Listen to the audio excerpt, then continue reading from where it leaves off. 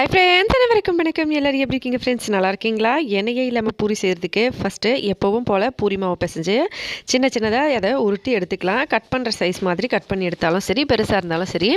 இட்லி பாத்திரத்தில் சுத்தமாக தண்ணியே இல்லாமல் தொடச்சிட்டு அதில் இந்த மாதிரி வச்சு எல்லாத்தையும் வேக வச்சுக்கணும். ஒரு பிளேட்டில் நம்ம எல்லாத்தையும் ஒன்றா வச்சு வேக வச்சு எடுத்துக்கலாம். நல்லா நம்ம இட்லி எவ்வளோ நேரம் வேக வைக்கிறோமோ அந்த மாதிரி வேக வச்சு எடுத்துக்கணும். அதுக்கப்புறமா இதை வெளியே எடுத்தோம்னா இந்த மாதிரி ஆவியில் நல்லா வெந்திருக்கும். அதுக்கப்புறமா இதை நம்ம எடுத்து டைரெக்டாக அடுப்பு மேலே இந்த மாதிரி ஒரு செக்கா, அதாவது நம்ம சப்பாத்தி எல்லாம் செய்கிறதுக்கு செக்கா வச்சுருப்போம் இல்லைங்களா, அந்த மாதிரி பண்ணுங்கள். இந்த மாதிரி இருக்கும் அது பார்க்குறதுக்கு. இதில் நிறைய விதமான டிஃப்ரெண்ட்டான நம்ம ரெசிபிஸ் கூட செய்யலாம். இந்த மாதிரி இருக்கும். அது மேலே இது ஒன்றுனா வச்சு இப்படி அடுப்பில் வச்சு சுட்டு எடுத்திங்கன்னா சூப்பராக எண்ணெயே இல்லாமல் பூரி ரெடி ஆகிடுங்க.